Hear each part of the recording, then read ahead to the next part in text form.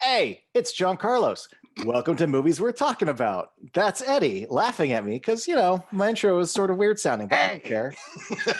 Fuck Eddie. Fuck him. He's our special guest. I'm not even going to let him. There it is. New Nightmare. Yeah. New fucking Nightmare. When we get done talking about all 8 of these movies, we will be doing a separate ranking video. Mm-hmm. But spoiler alert, this one ranks really high for me. So high. Aww. I'll just go into my modest little journey with it, which is not much, but I remember it came out in 94. And I just remember reading all the reviews going, well, this sounds great. I didn't get to see it right away, but I did see it like within that year, like maybe 95. Mm-hmm. And it felt so original and so fresh and so clever, like almost too clever for its own good. Like, I don't think this movie should have had a bigger fan base from the get-go. And I think it took a while for the public to catch up. Mm-hmm. I agree. I think it took Scream to really get people to accept certain elements of it. And that's just, the meta elements, but also just like critics seem to understand it right away. Yeah. But I feel like the fandom, only now do I really see like hardcore New Nightmare fans. I think that's fair. Yeah. I mean, there's sadly a handful of them in the 90s, but yeah, no, sadly, it's just rare for me that I meet hardcore Nightmare franchise fans. Like, there are people who I've said it in the other pods. So like, there are people who like it, but it's not like their franchise. And I'm just like, But but people, when discussing the franchise, I think speak quite highly of this one, and I think rightly so, because I mean, number one, I remember seeing it. It was the new release when my sister and I rented it to watch it together after our kind of like moving through the franchise on VHS. And we pulled it off the new release wall. We went home, we watched it. And I just remember there was something about it that was so I welcomed, because it wasn't your typical sequel. Because it went outside of the lore, and I started to wonder, like, I like this. I like the direction it's taking. I like that it's kind of feeding off of my trauma, because I live in, well, I won't say where I live, but I live very near Northridge, let's put it that way, where the earthquake was, where they got a lot of the footage of the aftermath of the earthquakes that happened inside of the movie. Yeah. We felt it where I am. And I remember watching them go through it, and even watching the footage of it, I was just kind of like, I would look at Casey and we'd just be like, because I think we might have even still be feeling aftershocks at that point. I think they lasted months. So we were just kind of like, I don't like thinking that Freddy's causing these aftershocks. Because we did those cracks that come through that form claws, like in her wall. We didn't have any claw ones. We definitely had clocks. We definitely had cracks in the walls, like all over our home. And I remember just like discussing like, if any of them start to form claw marks, I don't know what I'm going to do, because I've already had nightmares about Freddy, and I did still kind of find him scary even at age 14. And I don't know. Yeah, it was scary. But also just really, really cool. I remember feeling really, really proud of Wes Craven, and feeling so glad that he returned to the franchise, and that it seemed like he got to make the movie he wanted. I know a lot of things changed in, like the synthesis of the filmmaking and everything like that, from, screenplay to screen. But some of those changes, I'm glad they got rid of. Yeah, me too. Like, infamously, without getting into too much trivia, but like there was a whole, like, Wes's whole storyline was that he was like trying to write it, and he was being driven around like in a van, and he'd cut his eyelids off. Yeah. I'm like, that's, we're pushing for this tone. I'm glad that was cut out.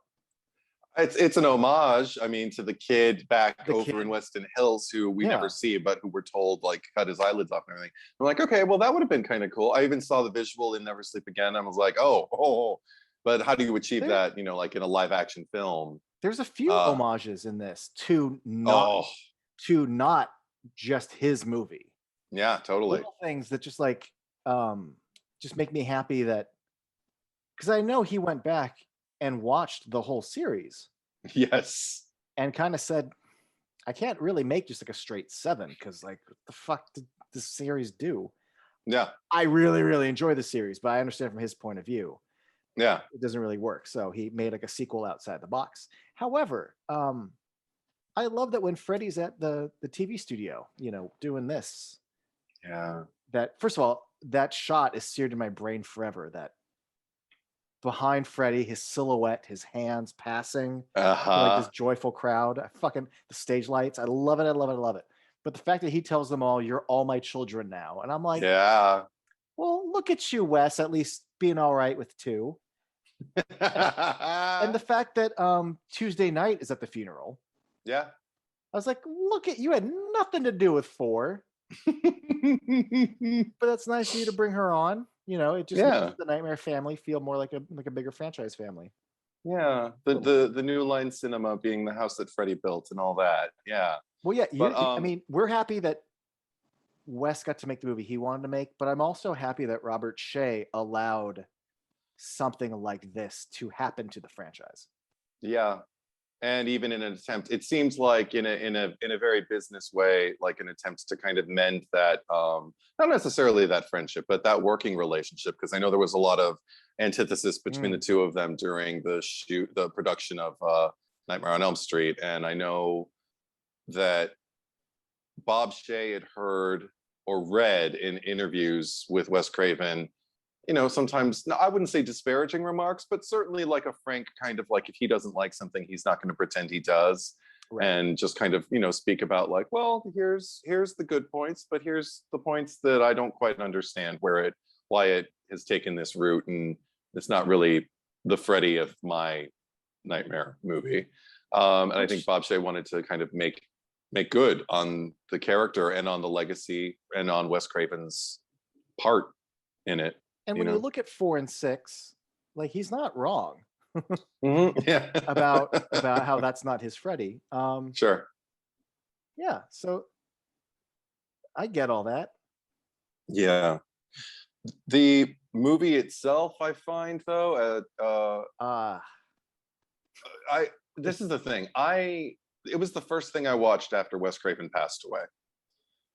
Me too. And oh gosh, yeah. And I think I remember having an exchange with you about it, just kind of going like, it hits different now. Like, I mean, I always liked it, but now I'm so glad it exists because it really, it may as well just be called legacy, you know? In a weird way. Because there's, yeah. I do consider it probably, it may not seem obvious, but like his most personal movie. It's definitely up there, yeah. He's definitely over the decades. Yeah. Been one of those. I know Stephen King. People have written essays, and he's one of these guys who talks about how important it is to have horror films. Mm-hmm. How like horror films, you know, they kind of keep the real world problems from consuming us. Yes. You need to confront fear. It's a healthy thing to do. So to make a horror movie about what happens to people when they stop telling scary movies. Yeah. And to have that consume them. I mean, and I don't just mean personal because it takes place in Hollywood and Wes Craven's in it. I mean, thematically, this is the sort of thing that really seems to matter to him. Sure. And so yeah, that experience was, and especially just like we'll jump around as usual, but just the way it ends. Because I remember the first time I saw that ending, I thought like, oh my God, that is, you know, like I mean, she's reading the script and we had already planted it with like her discussion with Wes, like, you know, with the words that he had just spoken being printed on the screen behind him and how creepy that was. I just thought it was such a mind fuck before I even, I think, knew what that word was. But then to read the end and just to have him ask, is it a story? And she says, it's a story. And to see those words printed in the script and to see there was something so cyclical about it Well, that again was a mind fuck that really, I don't know, it the way it ended. I loved how it just seemed to kind of be open-ended, like it didn't quite end. And a lot of right. these movies, the end is significant, and in this case it wasn't that it was significant in the sense that it wanted to scare you, like, oh, you know, like, or oh, it's still around or anything. It was just like this kind of ambiguous dolly back on the two of them in the shot, and just you don't quite know what to make of it. Like okay, so she played Nancy one more time, and Freddy's back where he belongs for now. You know, I mean, Right. it actually, if you think about it enough, if you're the type of person I am who sits in the end credits, you know, and sits through them, especially after a first viewing, and just kind of lets it roll in your head, it can be probably the most chilling ending of all. See, Because I don't like to let my mind go there. I like to oh, think by assuming the role of Nancy beyond just as an actress, but really assuming the role of Nancy, she right. defeated him. We're done. And Wes thanks her. And I don't want to imagine that it was just another story, and that one story now ends, and now he will come out again. Right. Okay. But you Well, are let's go. right, though. I do love Yeah. the fact that he asks, her son asks, "Is it a story?" Yeah. Specifically because just 5 minutes earlier, she was literally holding the script in her hand, reading out Yeah. loud that like she had in her hands wasn't a script, it It was was her her life. life. Yeah. So then to have her son, I don't know. Well, okay. Thematically, and we can get into the nuts and bolts of it too, because this is where I start to. It's like there's a lot of stuff that I like about this movie. I would never want it to not exist. I'm grateful it is. That said, there are a number of things that I have questions about, and one of them is, okay, Freddy is the form that this ancient evil has gotten used to taking, as far as this particular story, this saga, this franchise, you know, has like offered him. So he's comfortable with it. So that's why he's kind of like pushing back into our world, in our reality, because no one's telling the stories and the genie is out of the bottle and everything like that. Is that okay? I just want to ask your opinion. How do you feel about the fact that the evil as it manifests in this particular chapter of the story merely resembles Freddy, and there are the other elements that creep in, like the Nazi leather trench coat and the bright green snap brim hat and the relatively kind of clean visage, and even almost like the yellow eyes and everything, and the sinews being exposed beneath stretched skin that doesn't look so much. It's not burned. Yeah, it's not burned. It's just more muscle like and skin. anatomical chart, you know, Yeah. but kind of anatomical chart that you have pulled the skin over, like here and there. Like, how do you feel about this Freddy incarnation aesthetically? Aesthetically, Yeah. I love it. He's right there. Right. No, I remember. Well, first of me, part of me will always think it's cool because he's wearing a trench coat and a little fedora. I also think it's adorable because he's wearing like, they're probably not leather, but they're pleather pants, and Yeah. I giggle now seeing him running around in like pleather pants. When this first came out, I couldn't really reconcile to the direct, like, oh, it is like blatantly something else, but like, why a trench coat? Why a fedora? Because there's no real explanation of it. Yeah. But I don't want to say I've hand waved it as I've gotten older, but like, I just kind of don't overthink it. Like, because in all honesty, like when you're talking about, I know within the story, it's presumed that like in the first movie, Freddy died when he was wearing a red sweater and those pants and that hat, and Sure. his face burned, but for some reason none of his clothes did. But that's what he was wearing, But from just like the storytelling standpoint, not within the story, but just making a movie goes, like, who decides like, well, yeah, he's just wearing some black pants and like some Doc Martens and a Christmas sweater. Like, to me, a trench coat and fedora is just as arbitrary. So why overthink it? Why can't this being just kind of pull what he wants from Freddy as far as the kind of general visage. But also, if this thing's been around through the ages, and if you look at his lair, it's literally Yeah. eons. Right. I'm sure he's seen when fashion was more fedora-like and was more like he could just be pulling from whatever era he kind of feels comfortable pulling from. Okay. There is that is sort of a pre-Matrix, post-Dick Tracy, but like the menace, right? The neighborhood watch of a man with a fedora and a trench coat and flashers and bad guys. Yeah. And just I don't know. I'm Well, thinking see, about it more now than I ever have in a long time.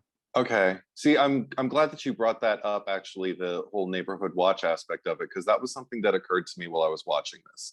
Because I thought, Freddy it's essentially a makeover that he goes through, and as I'm looking, he does seem to even look a little more glamorous to me. I don't get the soiled man of the first movie, which is curious because so much of the movie is about the evil starting with that, and that is Wes's Freddy. And I know he even went on record saying he, after the film, went back and forth and couldn't, I think it was in the commentary, he said he still can't, he could never really reconcile whether he was glad he made the change, the aesthetic change, or whether he should have just gone with the traditional Freddy, because I think he had gotten a lot of feedback from fans also, who were just kind of like, but it's not Freddy. But then there were people who loved and embraced the changes.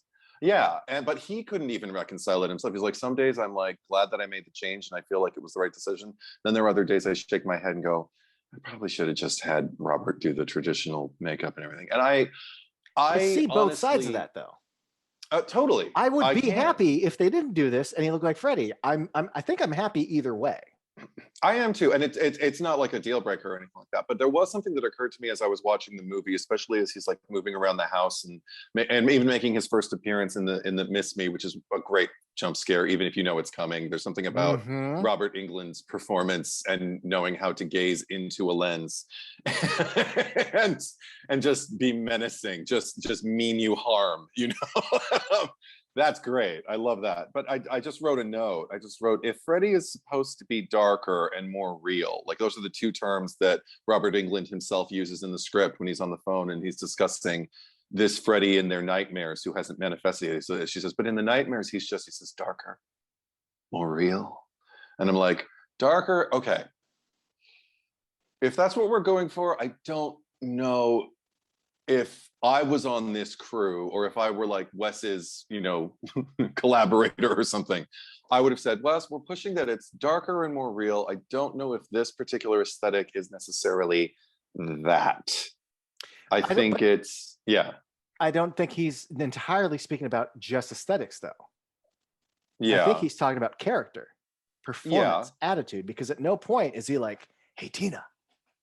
Like, that's not this guy at all. Yeah, no, and that agree, is darker and more real. No, sure, and I agree with that, but I just don't believe the design of the character in this particular instance like serves that necessarily as well as it could, because I wrote, what if he wasn't all sinewy and witchy, because he does, the witch nose came back, which I love, but what if he wasn't? And I just thought, what if he was just a man in your house? And maybe that's just the adult me. Because the thing that's, when I think about what scares me now as an adult and about like what's darker, and I think like, well, it's not even like a dream demon or something that like, like has survived, like is centuries old and like kind of acquires like this hodgepodge of like, this is all the evil stuff. Like I've got my Nazi coat and my hat is bright green for some reason. I just think like there's just a presence in a room that isn't supposed to be there. Like that's what I'm scared of at night when I'm like locking up. I just, I'm like, okay, close the windows, make sure there's nobody in the backyard. I don't like people in my, I actually have, those are what my nightmares are of now, is people invading my space. So maybe it's just too personal, but I just kind of felt like that's even darker and more real. So that was one criticism that I don't, like I said, I don't think it's a problem that needs to be solved, but it is something that just occurred to me while I was watching it this time. Yeah, that's something I haven't thought about in a really long time. So thanks for bringing it up, because it like triggered in. That's a conversation I had with myself back in like 1994. And it right, and it sets up a dichotomy for me with this movie because I feel like when it's at its scariest, it's chilling, and there are other moments that I actually found like a kind of like a microcosm of like what I mean, because claws come up out of something, and I won't even let's just say claws come up out of something like fabric twice in this movie, and one time I'm totally on board for, and the other time I'm like, I don't know if I need that. And the first time is when Heather's husband is driving, her movie husband is driving the truck, Chase, and the claws come out and the seat kind of like melts like water, and it's obviously CGI, and I'm watching it and I'm just kind of like, I don't feel the threat as much. I mean, I understand it's supposed to imply that it's the dream, so there's different rules, and so I get it. I mean, like I get it, but my gut wants like things to tear up. And maybe he's just so tired or not even paying attention, he doesn't even hear it, and then all of a sudden he looks down, and then something like that. Anyway, but the next time it happens, it's to Heather when she's in her bed, and the claws come up at the foot and just drive all the way up to her, tearing the sheets. And we even get one glorious moment where after she wakes up after the whole tumble, and she reaches for the sheets and they're in like shards, because it really happened, even though there's no tear in the mattress. So there's this ambiguity behind the logic, which I've always embraced at its best in this franchise. And I feel like that's a prime example of what I want from the movie. So I feel like oftentimes I'm being served something which is exactly what I want, and other times I'm being served something that feels like it's trying something new, and I don't know if I'm on board. But I think the prior example, the ones I'm totally on board for, definitely supersede the ones that I'm not. Does that make any sense? It does. Okay, cool. Can I bring up something please more arbitrary and silly? Yeah, just something. I can't not think about this every time I watch it, which is that fucking limo driver. Oh god, picks her up. Yeah. I mean, good job to him, because he doesn't just show up for the day and not make anything out of his performance. Right. It's something out of his role, but and Lord knows if he was directed to be this way, or how much of it was just him kind of bringing something fresh to the table. But this idea of him being kind of creepy and like leery over her, his attitude, when they're talking in the car, even when she was at the window, like he's like, but they never should have killed off Freddy. Like, fucking windows up. I'm still gonna make my point. It's this is just bullshit. This is just me bullshitting about. But I hate people who like think they're fucking cool by like, hey, I'm gonna like walk backwards and chew my gum and say something to you, and the fact that he's like kind of skipping to like his skipping around the car to the driver's seat. But here's what kills me. Yeah. It's not his attitude like in like a close-up frame. It's when he dropped, I think it's when he drops her off at New Line. Yeah. It's after the studio, the filming. She gets out of the car and he just leers at her like a fucking pervert. And I just want to be like, wipe that face off your face, bitch. Like, you're a professional. That's Heather fucking Langenkamp. I know. Show some fucking respect. He actually gets me when she's getting in the car too, because he does like a second, like a double take, like he's checking her out as she's getting in the car before he shuts the door. And I'm just, that's when I know. I'm like, Eddie, she is trying to raise a kid. She's got a stalker. Yeah. With creepy phone calls. Now her kid in these weird dreams. Like, she's got enough bullshit in her life that now you got to do this. Mm-hmm. They have this fucking guy. It's just a little extra horror in the middle of this horror movie. They could have just cast 30-year-old Steve, who has no presence, but good job to that guy, because he really left an impact on me. I really can't stand that limo driver. it also presents me with one of my favorite Heather moments. I have a lot of them in this movie, but of course. But just because she's like sitting there just like looking out the window, just like trying to think about, like what's going on and everything. And he's trying to place her. He wants her to tell him who she is. And then finally he recognizes her and he says, that's what I love about this job. I get to meet the stars. And I just love her delivery of the, I'm hardly a star. And I do love the way she just like kind of like pushes, like I love the way she completely dehumanizes him and pushes the button to keep the the window going which up. is kind of a dick move. But he's also not what she needs right now. So when they're acting like a dick, I think, you know, is it really dick behavior for, you know, for you to take that recourse? Well, like, no, you don't always have to go high. Right. When they go low, we go high, but not always. Not always. I'm glad you brought up Heather, because we might as well just get into this. Because look, like when Wes Craven returns to the Nightmare on Elm Street franchise, he didn't say, okay, what's the new cast of characters I can bring and have Freddy torment? Mm-hmm. We're also, this movie's coming out on the 10-year anniversary, so we're gonna make something kind of for the fans, right? Right. I like that he said, well, like you and I talked about how Nightmare on Elm Street 1 is absolutely Heather's story. Mm-hmm. And I feel like he understands that, because he absolutely makes this Heather Langenkamp's story. Yeah. And I think if you're gonna service any of the, I don't want to sound like a snob here, but any of the true fans, yeah, you bring her back. You don't make it the Freddy show. Yeah. You don't make it some little canonical prequel or little ties. Probably my favorite element to this movie is the fact that even more so than Nightmare 1, it is a Nancy story, because at least, you know, with Nightmare 1, it's Nancy and friends. Mm-hmm. But there's still a lot of scenes with her and her dad, her and her mom, and figuring stuff out, and other people. We go to the jail cell. This is the Heather Langenkamp show. Like, what, 80-90% of the whole movie is just her. It's her show the whole time. Yeah.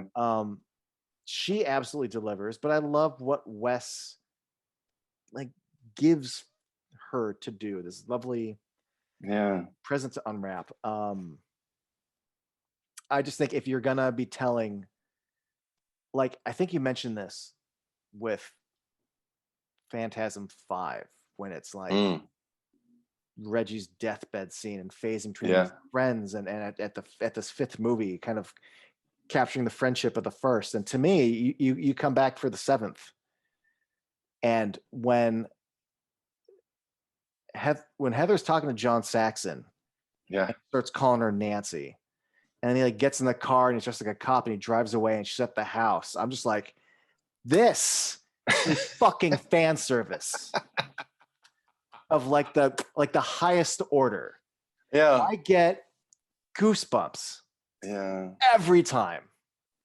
I had a conversation with my friend Zach about this very thing. I don't even think it was for a pod or anything. I think we're just talking like horror fans too.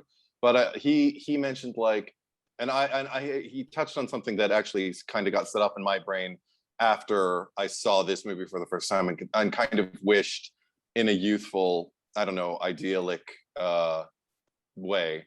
I kind of wished like every franchise would do this, you know, like that is like lasted like decades. I mean, it makes it less special that this isn't it better that they don't know? Yes, exactly. It is so much better, because you don't want to do this and fail. You really don't. But but just in terms of like thinking like, okay, so Nancy or Heather Langenkamp is to John Saxon as like Jamie Lee Curtis is to Donald Pleasance, and just thinking about like if Donald Pleasance had lived long enough, and if they had an opportunity to have like Jamie Lee Curtis and Donald Pleasance sitting on a park bench discussing what's going on with John Carpenter, you know, like there's a little part of my fanboy hearts that's just kind of the heart that is just kind of like, if I had like a lamp that I could rub and make wishes, you know, I might just want to see it. I wouldn't want the world to have it. I'd want to be the one to decide like, does the world need this? But I might just want to see like, you know, kind of like when you like develop, you make up dream casts in your head for like remakes of movies or revivals of shows and plays and things like that. You know, like, I mean, yeah, like there's a part of me that's just kind of like, ooh, maybe just that scene. I don't even need to see the whole movie, but just like seeing like Jamie Lee Curtis and Donald Pleasance sitting on a bench together, something like that. Or, in Friday the 13th, I don't even know what the equivalent would be in Yeah, that. right. Like Because what? there's Like so many casts. yeah, yeah. It'd be like, I don't know, But on Crazy the other Ralph hand, and Adrian King. Nightmare on Elm Street really lends itself, though, more so than the others, because so many of those people, those villains, are slashers. They're just guys. But like the fact that Freddy is not of this world, he is a dream demon of sorts, and Yeah. it lends itself to him. The rules of that can translate more than just, oh, now Jimmy Lee Curtis is being stalked by a guy. Like, oh, Yeah. but it's the real. Like, why is he the real Mike Myers? I can explain very easily why it's the real Freddy, according to Yes, yeah, absolutely. No, yeah, there. Once you get into the nuts and bolts of it and try to actually execute that and do like a new Halloween, you can't. I mean, it's better we're going in the direction that that franchise is going in now. There's only a few that have kind of come close and never really tried to, but in a weird way, I think Seed of Chucky allowed Jennifer Tilly to be Jennifer Tilly. And since they're acting and making a Chucky movie in it, we kind of can play with the idea of Chucky as a character, as a prop, as a movie figure with Jennifer Tilly. Vaguely, to a certain degree, the Scream sequels.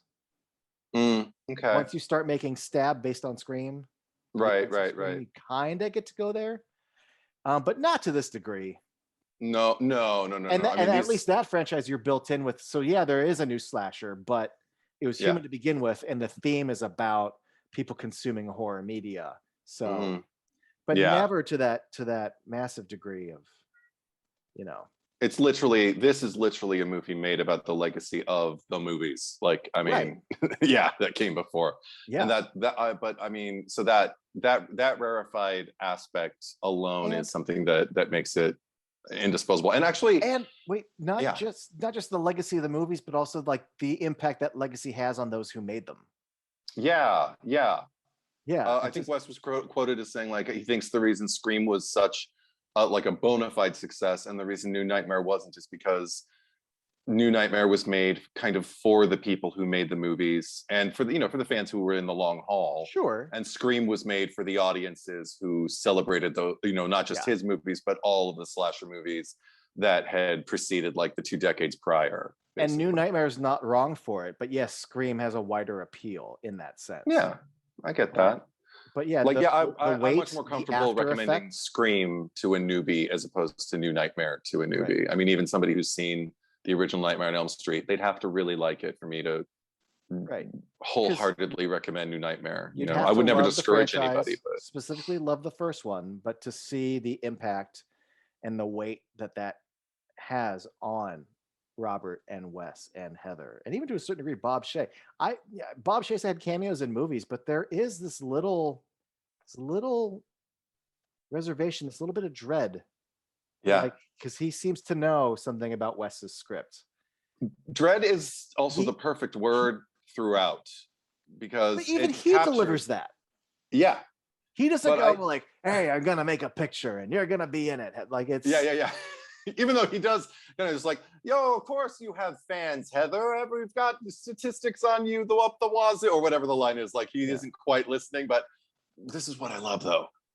He gets the opportunity to play Dread, not just because of like what Wes is writing and just because, I also love, that's another one of my favorite Heather lines. It's just kind of like, that means he's having nightmares again. And I'm just like, oh my God. Like you're already building up like a backstory for the making of the first movie now. Like, okay, so Wes was having nightmares and that's what made him like want to make the first movie, even though we know technically that's not really true, but I don't care. It feeds this movie. Yeah. And it makes me think like, it just sets up like, like a history, like these people know each other and I know them because I'm a fan. So I love that. But what I really, really love, because it's already been set up as far as the dread with the phone calls at her house, is the fact that Bob is afraid to answer the phone now. Oh, yeah. When she starts saying like, are you been receiving phone calls? He's just like, what do you mean? And he starts doing that wonderful blink acting. Like I'm covering something, so I'm just gonna, Yeah. And I want to try that acting when you close your eyes and you say your line. And then you close your eyes and you say the line. But you never look at the person while you're talking to them. But no, but then I love it. The phone rings and he gets to have literal dread. There's no other word for it in his face when he's like looking at the phone. It's like, why don't you answer the phone, Bob? And he's just like, oh, hell, Heather, we have people that somebody answer the damn phone. And I'm just, it It's a sets great up beat. yeah, and it sets up the whole world of the movie for me, like the framework. It almost feels like um for the Freddy energy, like this ancient evil is literally starting to kind of like fan out. It's spreading almost like something. It's like if you dip anything like dye into a pool, or blood, let's say, like into a pool, and just keep pouring it in, and it just starts to kind of fill the pool, like amass it and start changing like the appearance and the chemical composition of things. And that's what Freddy is doing, or the Freddy energy is doing, is literally changing the chemistry of the surroundings and the world of this movie. And only a truly expert filmmaker can do that effectively, especially, before we've ever really seen anything. We've seen like the electronic hand acting up in the opening scene, and we've seen, like the claw marks from the thing, and we keep getting this sense of dread. We've seen Robert Englund dressed as classic Freddy when he's doing that shot you talked about, but we don't really get to see him until the miss me moment. So I love that. The word that I use to describe this movie all the time in my head, even from the beginning, it was the first word I wrote down when this started, was unique. Oh, I thought you were There's gonna no say other Dread. film like this. Dread. No, Freddy's Dread, Same, the new yeah. nightmare. Yeah. Yeah, also. Yeah, absolutely unique. There still hasn't been anything quite like it's almost like kind of grasping straws to be like, well, kind of see the Chucky, kind of Scream, Right. but like, come on, that's the vaguest of comparisons. Yeah. Another slight criticism I have, though, that now that I understand, it's easier to watch it. But it even bugged me. It bigged me the first time I watched the movie. Okay, first off, just like, I don't mind practical locations, especially with a home, because you're trying to make it something real. And I like the depth of the field outside the windows. You can see like the pool, especially like after the earthquake, like the water's like, pushing against it. And it does kind of like give a sense. But the thing about that house, it bothers me because it doesn't feel like a house. This is, again, really, really personal. It doesn't feel like a house Heather Langenkamp would live in. It just doesn't look like Heather to me. And I feel here I'm talking like I know her. But I look at the house and I kind of see, oh, well, there's enough space in it to fit the crew in. So it's, so practically it'll work that way. We won't have to blow out a bunch of walls like to shoot in it and everything like that. And it kind of takes me out of it. And the thing that bugs me most about it is in the last act, when we have that incredible moment where Heather's following Johnny, is going, sure. And he walks out, he says, sure, just like he did over the phone when she was like, Daddy, and I need you to be there to get him when I come out of my dream, and everything like that. And he's just like, you're going to drive that kid nuts or whatever. You're just like your mother. She's like, what are you talking about, John? He's like, why are you calling me John? And she's like, okay, good night, Daddy. And then and everything, and it all explodes, and it's so epic. Even though I don't like that the next shot is the Nosferatu illusion, because I'm like, we just hit like an iconic moment in the entire franchise. Like, I don't need you alluding to other movies right now. No, it should just be her and Freddy. That's all I need. Anyway, that's a nitpick too. But wow, that is a nitpick. The next thing that she does is she turns around and she sees the house, 1428, and starts walking away. We get the old chimey chimes with the ding, ding, ding, ding, ding. And all I want is to watch her. She's in her pajamas again. And I just want her to walk into the house and fight Freddy. And what happens when she walks into the house? It's her damn house that already aesthetically I don't like. And I still don't, I've never grown out of that moment. I still don't like it. And I was listening to the commentary, and I was very, very happy to hear that they wanted the inside of 1428 to be able to shoot in, or even to build a set. They had a plan.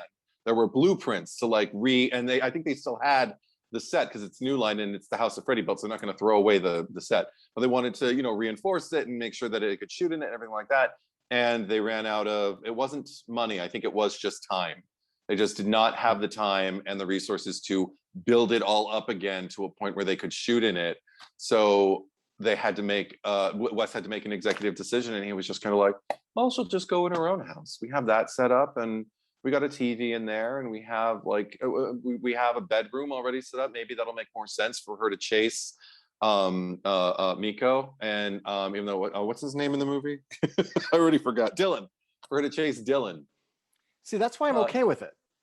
Yeah, no, because once we get if into she his went room, yeah. If she went into 1428, like, no, but this is the journey for you to go rescue your son. It makes sense for you to go into your house, into his bedroom, into his bed. We've set up that it's the bed and the T-Rex, like. Yeah. And there's something about that, about the fact, because that's one of my favorite things they set up also, is just like when he first shows her like the bottom of the bed, and they're both like looking down. She's like, see nothing. And it's just like, it's different when you're gone. And I'm like,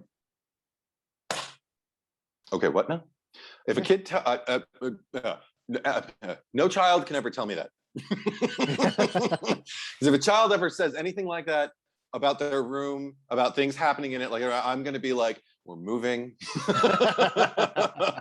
and you're sleeping with daddy and whoever I happen, you know, like whoever else is in the picture, like the whole family, one bed. I don't even plan to have a family, but you know, like everybody, I'm going to call the neighbors and just be like, you know, let's have a camp out in the backyard, and everybody bring all your lights and your candles, and we're going to sing all night until the dawn. Like, fuck this shit, because I don't like it. It's threatening. It's the most innocent little thing in the world. And so it's set up. So I appreciate the fact that that's her gateway back there. I do appreciate that. Mm-hmm. That said, I can't help thinking, how fucked up would it be if she discovered his trail in the 1428 house and had to like go down into her basement where the glove was kept? And what if the basement morphed, as it oftentimes did during the franchise, into a boiler room esque kind of like, how much more? Because that's another thing. We're really getting into the weeds here. I can't connect with the set, even though I love it. I think it's gorgeous. I can't connect with it as much as I could if it were all happening in a boiler room that was even like a morphed boiler room, or a modified, like if there were elements that were never there before to suggest the ancient evil. The same way Freddy is kind of like a hodgepodge of Freddy and other ancient evils that have like, you know, leaked in and everything. I would have really loved more. I mean, the fire's there and the brimstone and all of that, like, but I wanted more. I wanted the rust. I wanted more. Totally okay with it, just because since this is supposed to be like the layer of the original beast, like, let me see what his layer is. I'm actually quite okay with it. And also I do think this is simple. It acts like an oven, but you could also argue that that room that they light him up in also is kind of a big boiler. I know. Like, I'm fine. I know. Everything that you're describing, I have at one point felt. I have long since let those things go, and I have just very blatantly over time just accepted, like, oh yeah, this is his layer. And specifically, one of the things I love about it is the fact that it is ageless, or it is through the ages. It is Greek, and it's also like the 7 deadly sins. And it's also that's cool. And it looks like a crematorium also, and it's got. It's got a lot of elements. Anything, the pillars have started to turn green, but then there's red lines across over the green. Yeah, I've seen that. Yeah. So I mean, I agree with you, but I also am quite happy with what we got. If anything, you have her go into 1428. You have her go up the stairs, and she opens the door to her bedroom to find her son's bedroom. That's how I'd do it. See, that would be fucked up too. That'd be great. And like, it's a weird shift between dream realms. Like, you know what I mean? Like, right. And like I said, like, it's not like a deal breaker, because I do see the benefit. Particularly, I love her kind of down the rabbit hole moment of like, I mean, she takes more pills than I would. Like, I'm like, 2 is enough. 2's plenty. Because when she gets over that 3rd one, I remember even as a kid going like, no more, because you want to wake up. You want to be able to wake up. I don't take it too literal though. Yeah. At that point. Of course. It is a breadcrumb and not a pill. Right, but it's also my horror fan heart kind of going like, don't stack the cards against yourself, you know? Like, but when she leaves, she completely abandons the last one and just like dives in. And that's what I love, is just watching it kind of turn into like the strange blue tent, and then turn into this weird kind of sewer-esque you can't really tell what it is, but she's sliding down it, and there's like shafts of Well, light and all yeah. the water and everything, and it's just And it gross. Like transitions from the bed sheets to like yeah, a metal vent to then more like dirty and stony. And like I like that it itself has like 3 points of transition. sure. Much like how the layer downstairs. I forget the name. There's like a cauldron very blatantly written on it. It's written the name of, is it Leaf? Leaf, the river. You drink the water when you're dead and you forget, like the river of Oh, death. Like there's all sorts of shit. It is. yeah, I yeah. just if he is an eternal thing, he has quite literally been through the ages, and I just wish, I think it could have been the way I would have gone. it all could have been more. Well, not even more, but just different. Like what I would have pitched, I think, if I had any kind of input on the production design with Wes, is just like, well, if we're going this kind of amorphous quasi Freddy angle, maybe everything else should be amorphous. Maybe there should be even more of a suggestion of, or even harsher, more severe lines of like, this is a boiler room, yet this is the ancient evil as the boiler room's chipping away to reveal it. Like, I mean, there's so many. But again, I know, oh, and actually I just looked at my notes, and it wasn't just time, it was too expensive for them to rebuild the interior of 1428. So it would have cost them time and money that they didn't have. So I know also you're trying to beat the clock and you're trying to meet deadlines. And Wes Craven has always been very frank about like, at the end of the day, it is a business and you need to deliver a product that is going to satisfy your audiences and satisfy the people who are putting the money behind it. And also hopefully satisfy your artistic integrity and your means of expression. And I think he definitely did that with this movie. I just want him to have like unbridled everything, you know. Although I am glad. I'd rather, here, this is gonna sound kind of weird, but I'd rather have maybe just slightly not enough than like too much, where you lean way too much into like, well, let's reference this nightmare thing and let's do this and let's do that. And you're like, then it starts to become homage or reference-orama, and don't let the story be the story. And I absolutely think this story gets to be the story. I have a feeling I would have been a headache for Wes Craven if I worked on this movie, because I think I would have just been yipping around going, all right, and he would have been like, Eddie, it's just a movie. And I think the movie does a really good job with the level of callbacks, with the level of references. Yeah, I do too. And at no point, I love that at no point do I feel like they did one too many, where I go, ugh. The only one that gets on my nerves, I think, is the Nosferatu one, also because it's not, you know, it's not canon. It's just, but it's just a shadow. And I'm just kind of like, even as a kid, I remember I got the reference and I was like, not now. The movie's happening. Not now, Wes. No, I just mean its own references. Like, you know, yeah, it's you have her on the, sure. Yeah. Freddy's up, his tongue comes out of the phone again, and yes, the Tina kill. Okay. She steps into the muddy steps trying to get to her son. Mm-hmm. You made a face, so let's talk about the Tina kill for a moment, which let me just say this. The original is a classic. Yeah. I'm not necessarily comparing the two, but I will say I kind of find the New Nightmare one more effective to me, because there's a difference between a teenage boy going, Tina, and a terrified little boy who also, I already forgot his name, but Tina's boyfriend can't see Freddy. He only sees Tina. Yes. This little boy is seeing Freddy, and Freddy is performing at him. Yes. It is all about fucking with him. Yeah. So the fact that he's so helpless, this little boy, and just his little reach, it's a far more disturbing version of it, I think. There's a lot of reasons. Also, I think its placement in the movie has a lot to do with it. You feel like you're safe, right? You're in a public hospital. The lights are on.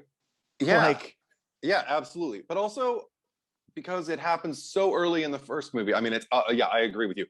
Iconic and completely impactful. Amanda Wyss, I love you. And her performance, because I always it's never pleasant sitting through that. It's really, I can feel her pain, and then under the sheets too, like all of that. That's great. The thing about this is its placement in the movie is that it took longer, I don't even know. I didn't check the clock, but it feels like maybe because it's a sequel also, it feels like it takes longer for Heather to really kind of let it all in and completely submit, because the complete submission is when she says, you know, daddy, and turns around and there's the house, and that's, you know, the last act of the movie. But at this point, like, she's been largely alone, and she has been kind of taking things and not really knowing what to do with them, and worrying about her own child. And she's just, see, I love the hospital. Everything at the fucking hospital. I even love the morgue. Before you brought up Dread. Okay, I'm sorry, I'm all over the place, but I was excited.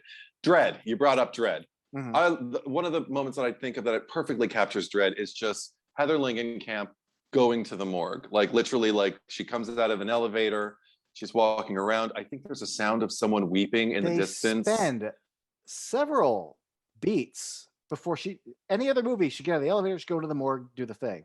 But she's moving through the hallway, and she's dealing with her own grief, and she's just trying to kind of, like, not even shake it, but walk gently with it.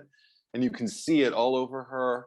And she knows she's going to have to see the body of her husband and claim him, but she also kind of needs to see it because too much weird shit is happening. I mean, oh my God, everything about that scene.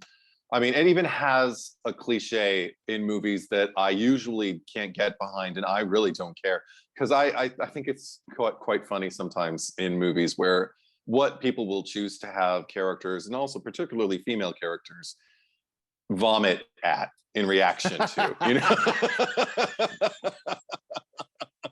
But because when a you lot of have times a it is just a dream, dead body. but when you have a dream of him getting slashed across the chest, and Yes, he has slashed, it's warranted. Yeah, and also just like it is gruesome because he's been humanized for us. Even though I don't really like the character. I think he's kind of, you know, I mean, and even the way he wakes up, I'm upset that he doesn't kind of share her, at least just caution about, like, when they go in and check on Dylan, and his fingers are all bleeding, and she had the dream of it, so she knows to be scared. But she even asks him, the way she asks him, what happened to your fingers? He's like, I don't know, cut myself when I woke up, I guess. And I'm like, dude, you're bleeding. I would not be like, oh, it's no big deal. I mean, if it were for the child, maybe, but even then, I'd just be like, oh, don't worry, kid. I'm gonna wrap these up before I lose consciousness. You know, like, make a joke, do something. But he's just kind of like Joe Shrug. You know, like that's what his character should have been named, Joe Shrug, and she would have been Heather Langenkamp Shrug. Eddie, but before you continue, would you argue that even though maybe it doesn't feel like Heather's house, do you believe that it could be Chase and Heather's house? Definitely believe it could be Chase's house. Okay. Put it out there. He seems like a very successful guy at his job, and I feel. Oh yeah, no, he works all the time, and I think he's a good actor. But oftentimes he's played characters where I'm just like, and he knows it. He even said, like, as far as like looking at, here he's playing this techie working on special effects for a movie, and then he starts interacting with the actual techies. And they've all got heavy metal shirts, and they all look like they haven't slept in 9 years, and they're like chain smoking, and, you know, look like, you know, guys who like live hard and everything. And then here he comes in like Mr. Rogers, and he's just the dorkiest tech guy ever. Like, you couldn't put a heavy metal shirt on him; it wouldn't look right, you know.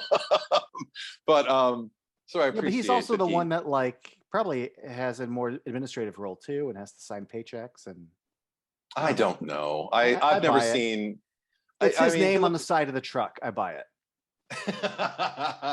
He isn't as cool as everyone else. He doesn't get. It's fine. It's fine. The movie's not about him, so it's fine. No. And but the point is, it's not. That's why the movie's not about him. It's about her and about what he means to her, and the fact that she is immediately worried about his fingers and worried about Dylan and worried about everything that Heather is worried about. I am worried about. So when she has to go and claim, because I don't want him to die either. I am not sitting. This is a character who I'm not crazy about. I don't want him to die.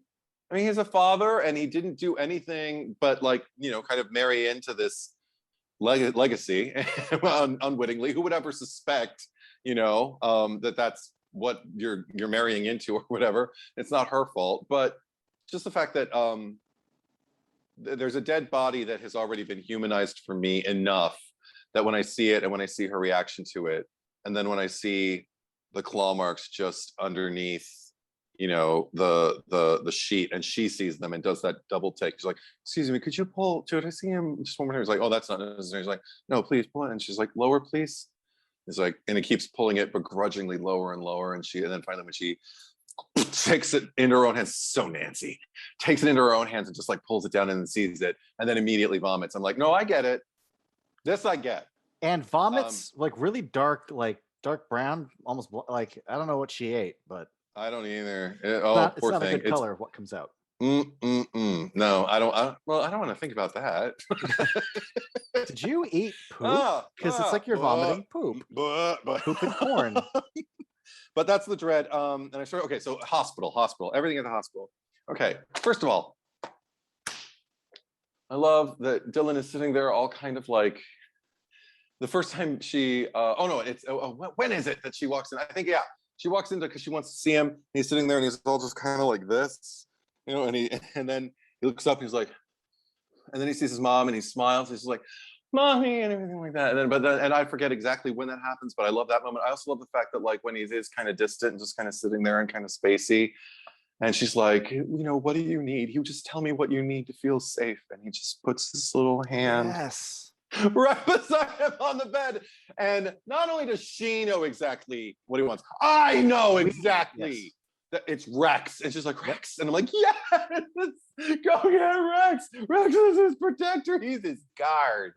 And so she goes and everything, and she leaves, and she's having a rough day too. Like she does the thing where she almost runs into the car behind her, and I'm so stressed out with her. And then, okay, and Lynn Shay back at it again, being incredible in a tiny, tiny role and playing the nurse. And she's the one, and it stays with me forever. It's one of my favorite moments of the movie, and I don't know why. But it's just when she's like, it's okay, we're just gonna have to like get you to sleep with the pills. It is so foreboding and threatening, and it's like she may as well be swinging an axe in front of his face. Right. You know, it's like, it's perfect because it's adequately cheery, you know, like she's trying to cheer a kid up. And it's not perfect because it's also got that horrible irony to it. So I love that. Okay.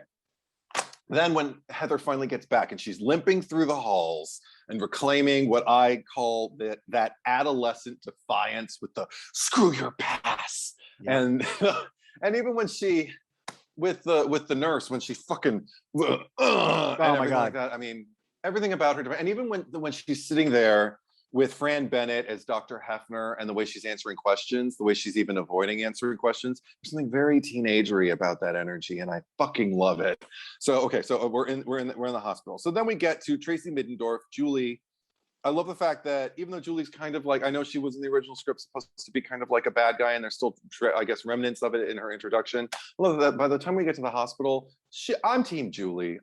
Julie is Team Dylan, and Julie she's Team Langenkamp family. Huh? One dream, and she decides, I need to go to the hospital and see what's going on.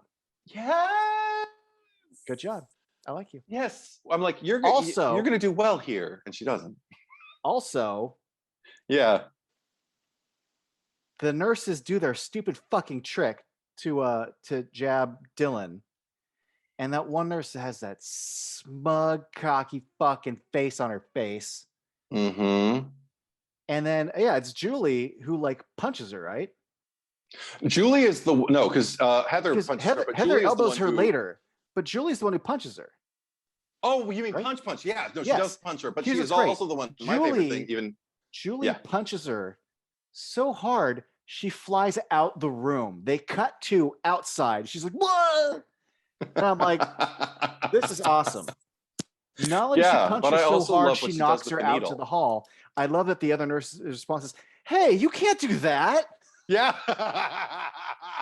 But and then so they're all standing by the doorway, and then Nancy, I forget what that fucking asshole says, but Nancy's just like, boom. Yes. Which actually that actress didn't know that Heather was going to do that. So that reaction she had, it was real. Awesome, because it plays perfectly. But what a bad. She was really upset, apparently. Into another room, and then she gets elbowed in the stomach. I know. And one of the nurses, I think the one with the sweater, is Wes's daughter. Yeah. Yeah.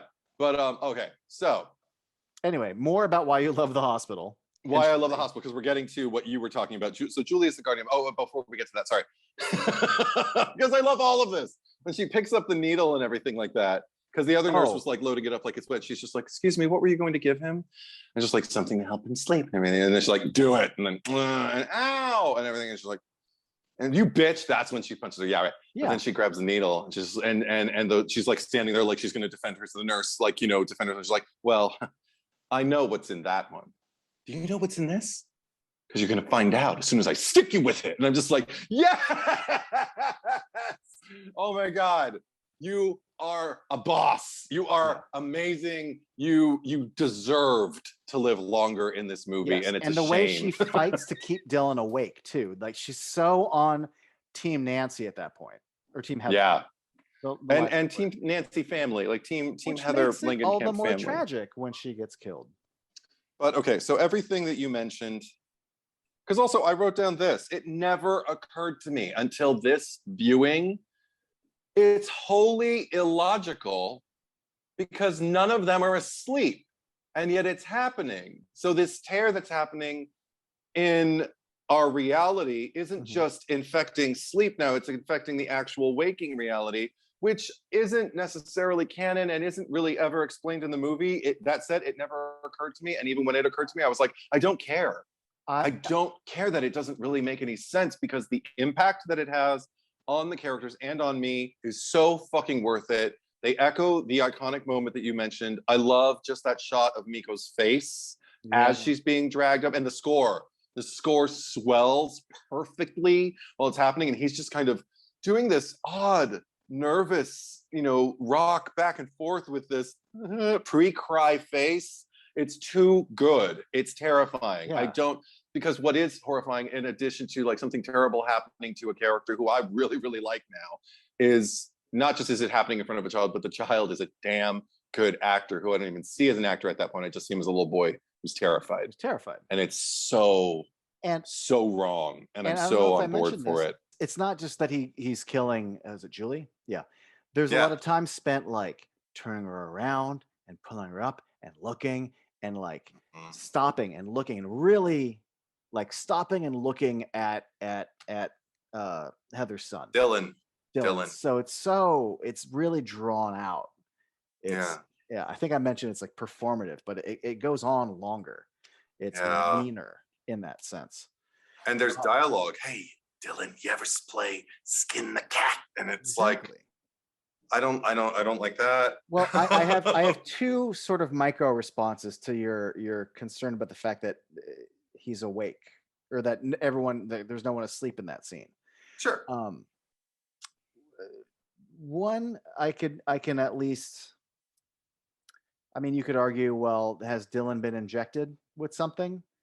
Is he in a weird, like, because like when he's sleepwalking, his eyes are open as he's crossing the freeway. So even if Dylan's awake right now, like how muddy is the fact that maybe he's asleep, but his eyes are open? I don't know. Right. So I can excuse it for that because I have thought of that before. Okay. And I thought of it before you did. No, it didn't. But the other thing that I'm okay with is that the movie itself, this is not the first instance where it's operating on new rules. And being that this is not purely Freddy, this is a creature. And it's just sort of gotten used to the image of Freddy and stuff. So I'm fine with this being different because even from the get-go, the scene with Chase in the car, when we're watching him falling asleep in the gloves and they're pink on his peen, I'm wondering, like, it felt like his dream. We're playing it like I'm falling asleep, so you expect it to be his dream, but then Nancy wakes up from it. Mm-hmm. And we're going, oh, okay, so like she's having the dream of someone else dying and like, okay. So things are different with this. They're familiar, they're similar, but it's not identical to the rules of Nightmare on Elm Street. So I can kind of be okay with the Julie kill with Dylan and for me it's just so awesome. I don't care. I don't care about any of that. I'm like, we got this scene because of it, and I don't want anything changed about this scene at all. And for me, it could be called homage or referential, but for me, it moves it's in a category beyond homage because I agree with you. I do believe it surpasses the original. It couldn't exist without the original, so we're not saying that the original can go to hell, but it's I just feel more. Yeah. It gets under my skin more. Yeah, it and works. Like you said, it happens later in the movie, so it hits harder. Because so little violence has happened up until that point, and even the on-screen violence has been very, very quick. This is the most drawn out any kind of violence has happened up until this point in the film. And so anybody who must have been shifting in their seat, kind of waiting for something, for it to get good, all the bells are going off, at this particular time. You should have absolutely no complaints, because also, I mean, there's something about that entire sequence. The reason why I love the hospital setting is just the fact that it's so, that's the pace, but we had to work toward it. And I respect Wes's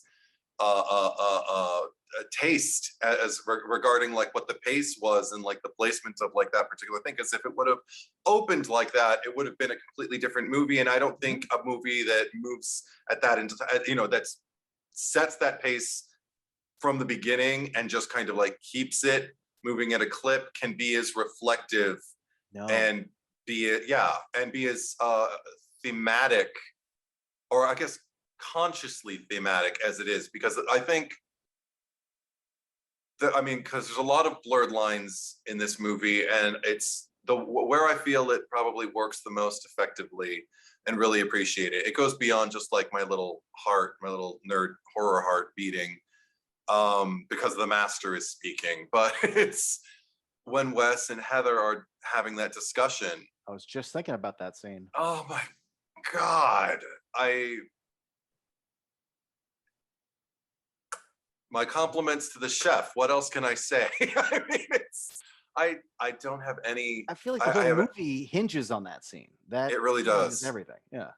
Yeah, but also it's so odd to imagine Wes as, in some ways, a puppeteer, because he's writing everything that is happening, and then but he's not necessarily manifesting all of it, or is he? Who knows? Right, but he's having the dreams first. Right. So, and then just kind of in services. So it's almost like he's caught in the whirlpool as much as she is. His part is just different. Do you remember the first time you saw this movie? And he tells her, you have to make a choice, whether you want to play Nancy one last time. And it cuts to the computer screen. Mm-hmm. No, I know. The first time I saw that, I was like, what? That kind of shit eerie. It's a mind-blowing beat, but it's also eerie. Yeah. And also, I remember thinking for several years, and maybe I've just softened because he's no longer with us, but I remember thinking, his acting's not the best in this. He's not a born actor. And especially earlier in some of the lines, but as that scene progresses, it's the heavier stuff he actually excels with. It's some of the lighter dialogue towards the beginning that isn't so great, but he actually does kind of, when he's explaining this evil thing, there's a sadness in his eyes. Yes. And it's melancholy to a lot of.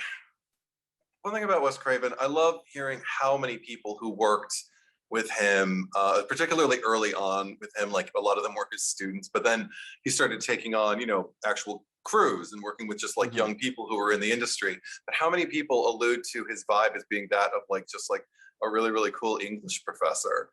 And I feel like I'm in class when he's making that speech. And but he is really cool, because I'm like totally riveted. But I also, one of my favorite lines that he delivers, because it's so enwrapped, and I wouldn't have it any other way, but I think a lot of actors might be worried that it would feel kind of over the top or unnuanced or cliche or something like that. But I don't know, I love it.